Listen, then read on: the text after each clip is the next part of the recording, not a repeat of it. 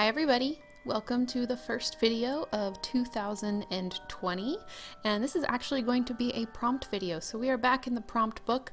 I've selected something fun, I think, something a little bit different than I've been doing in any of my other projects, and so I'm excited to get started.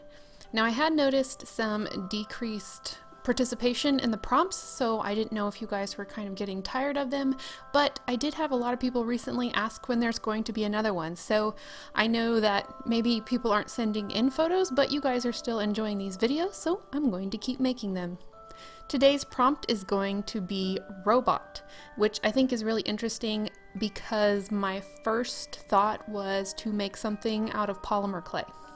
And because that was my first thought, I've decided to challenge myself not to make it out of polymer clay. I didn't quite know what I was going to make it out of, but I was thinking, okay, robots are so interesting. They have so many different shapes. Honestly, you could probably make a robot out of anything. And then I started to think that I have all these supplies. I have like little drawers. They're like little nail and screw drawers, but they're all full of different supplies, and I'm just going to pull out a few of those, and I am going to challenge myself to make a robot out of all these little odds and ends that I have collected over my miniature career. I also have some beads. These are like some little metal beads. I have some plastic beads that were once my daughter's. She doesn't really use them anymore. And then I also have like some seed beads. I actually don't end up using those in this build, but it was great just to pull out some things that have just been sitting around for a while and try to make some use out of them. So I started playing around and just grabbing different pieces and trying to get some shapes that I really liked. And I came up with, once I grabbed that little green plastic bead, I really liked that for the torso of the robot. And then I used a wood piece for the head and like the hip part of the robot, and then a small little metal bead that will be kind of like the neck. And you'll see that in a second as I start to put them together. But this, I didn't really know what I was doing for the legs and arms yet, but this is what I'm starting with for the body. I'm going to use a Dremel here because I decided I want to make this guy kind of movable. Like, he's not going to be able to move on his own, but I want him to be flexible so I can put him in different positions. So I'm going to give him some arms, and I want to create a hole through this plastic bead to create some joints for the arms. Now, it's going to be a very simple joint. It's just going to be some string, but I did need to create a hole on either side for the string. I can now start attaching some of the beads together. I'm going to use Gorilla Gel Glue to attach the green bead to the larger of the wood pieces. And this is basically attaching the torso to the hip area of the robot. And then I'm also going to attach the other two pieces, which would be the wood piece, the smaller wood piece, which is the head, and then the decorative little metal bead, which is going to be his neck joint. I'm not going to put all of these together yet because I still want to have room to work with the string that's going to go through the green bead, but eventually they will be glued on top of each other. I'm going to carefully string the string through the green bead, and then I can use a toothpick, since I still haven't glued these together, to guide the string through the other side of the bead, and that just makes it a little bit easier to do that before I glue the entire body together. Once I have the string through, I can add a little bit of glue on the inside of the green bead so that my string will not move back and forth, and then I can glue the head and neck part of the robot on top of the green bead. I do want to add some wood glue on top of my wood pieces. This is because I want my robot to look like it has a metallic finish, and since I'm using all sorts of different materials, I need to make sure that all my materials look smooth enough to come across as metal. And because wood has grain, I want to cover any part that's wood with wood glue, and it will just make it very, very smooth. Now on the bottom bead, I want to make a couple slots in the bottom because I want to add some legs.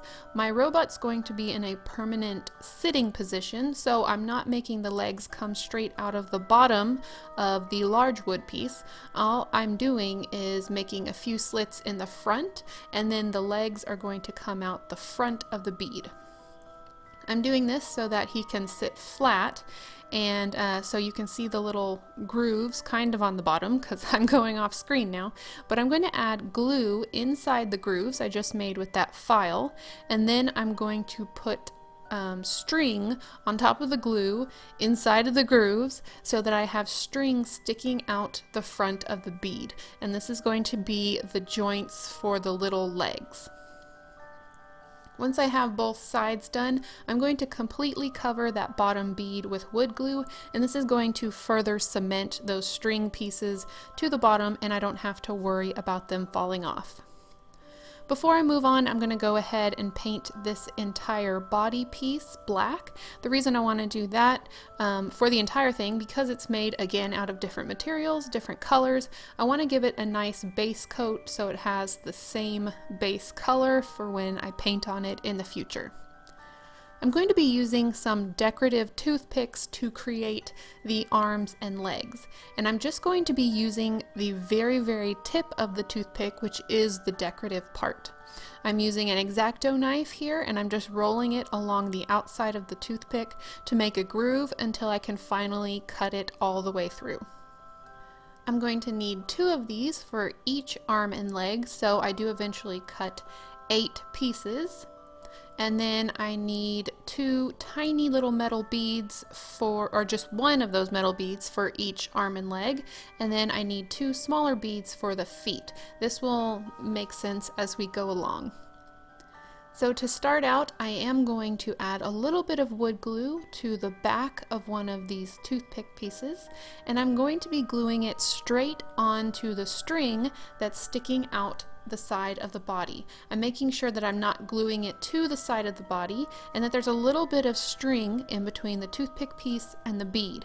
This is going to make sure that the arm is able to move. It's not going to be a super strong joint, but this isn't a toy. It's going to be sitting in a scene possibly someday. So all I want is just to have the ability to move.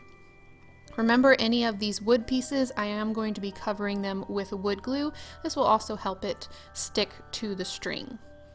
Now for the elbow joint, I'm using one of those smaller metal beads, and then after that I'm going to add another wood piece to complete the arm. And I'm doing this on both sides of the arms match. Now the fun thing about robots is they actually don't have to match. That's just what I've chose to do for this guy. Once I have the strings and the toothpicks all glued together, I can cut off any excess so that all I'm left with are 2 arms. While I let the arms dry, I'm going to go ahead and work on the feet. I have these 2 smaller wood circles, and I'm going to use my Dremel and drill down into the wood circle. This is just going to make a little bit of an easier connection between the toothpick part that is the bottom leg and the foot. I just added a little bit of wood glue and then put the wood toothpick into the hole I just drilled. Now while that dries, I can work on the top part of the leg. So I'm going to go ahead and sit him on his rear end because remember he's in a permanent sitting position, and I'm going to make sure the strings are sticking straight out, and then just like the arms, I'm going to glue the decorative toothpick piece on top of the string, making sure that I leave a little bit of string so that his legs can move about a little bit. Just like the arms, he's going to get a decorative metal bead that is going to be his knee joint, and then I will attach the bottom of the leg pieces with the feet and snip off the excess string. Once all of the glue is completely dry, I can continue on with making a single color base coat, and in this instance I'm doing a black base coat, and I'm just going to cover everything with that color. And here is the base of our little robot body. And I actually really like his shape. I wasn't sure how I was going to like it, but I really do. Now I'm going to take a few assorted punches and I'm going to create some details on his body that really help it come across that he is a robot. And these punches I've really just collected over the years at like estate sales or at like Goodwill. You can go in and sometimes there's some craft supplies, and they don't even really have to be these specific punches. A lot of times you can get punches that are I'll show you in a second. I have a snowflake punch and I didn't get it for the snowflakes, I got it for the very small circles, which I'll show you. Here what I'm doing is I'm creating 2 layers of that rectangle paper because I wanted just a little extra depth on the front of the robot's face.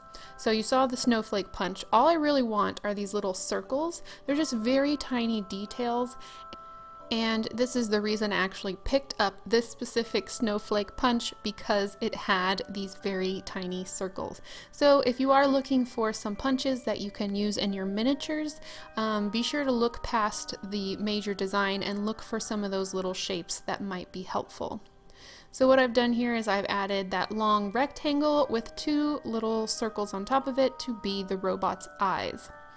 This punch I'm working with here has a square that gets punched out, and so I'm using that to make kind of, you know how robots have like that door in their abdomen that you can open and work on them? That's what I'm creating here. And just depending on how much I want it to stick out from the body, that's how many layers I'm adding. This is just computer paper that I am punching, so they're very thin pieces of paper. And here you can also see I used that flower punch in the corner to get just a few more different sized circles. And here are my final details added to the little body. As you can see, it's just random shapes I got from these punches to create robots are just made of fun shapes. So this is a really great one to be creative with. It can really be any shape, honestly. So now I'm just going to go over the paper with a little bit more black, and I guess you could save doing the base coat to the end. I thought this would be a helpful way for you guys to be able to see a little better on camera the extra pieces that I was adding. Now I'm going to be using a metallic bronze, and I'm going to go over the entire body. This is why it was important to have one singular base coat before I put this bronze on, because metallic paints are typically kind of see-through. So if I hadn't put a base coat on there, each part of the body would look a little different once the bronze was applied. So it is important to have, if you want it to look all one color, then it's important to have a good base coat on the body before you paint your metallic. Here's how he's looking covered in the bronze, and actually this color might be the antique copper. I already put the paints away, so I'm not quite sure, but I think it might be antique copper. Now I'm going to be adding a few different of the metallics. I love having a selection of metallic paints because it can add so much to a project. I'm going to be using a detail brush to add some silver to some of the doors and panels that we added with the paper. And this is just going to help a few of those details pop out against his bronze colored body. And for the final painting step, I'm going to be using a dotting tool, and I'm just going to put the end of the dotting tool into the paint and then just dab it onto those little circles we made with the paper bits. And dotting tools can make perfect circles, and it's a lot easier to do that with a dotting tool than with a paintbrush. I'm going to be using a bright yellow and a bright green to make it look a little bit like these buttons might be lit up. And yeah, so that is pretty much how I made this little robot out of some toothpicks, some beads, and some string. And I'm really excited. I challenged myself. He would look completely different if I had tried to do this with polymer clay. And honestly, I want to try and do this more often. I want to try and pull out some of these supplies that I've accumulated over the years and push myself to use them in ways I haven't before. So if you guys want to join in with this prompt, I challenge you with the word robot, but I also challenge you to use some supplies around you that you already have. You might surprise yourself with what you can create. If you'd like to participate in prompt number 7, Robot, please tag me on Instagram at Bentley House Prompts or send me a message on my Facebook page, Bentley House Minis. And now for my favorite part, we get to look at those who participated in prompt number 6, Treasure. First up, we have a lovely creation by Daniela. She made a jewelry box and a little trinket stand, which I think are just so cute together. Next, we have colored pencils made by Malax Creates, which I totally understand because my art supplies are my treasure as well. I just love these. Next, we have a custom doll made by Moon Dragon Heart, and she created the jewelry on this doll, and I think it's just gorgeous. Thank you guys again for participating in this prompt. Thank you so much for watching this video. Make sure to like and subscribe if you haven't already. And I want to say a special thank you to my patrons who this past year have really given me that extra monetary support I needed to continue with Bentley House Minis, and I truly, truly appreciate it. You guys have an amazing week. Bye.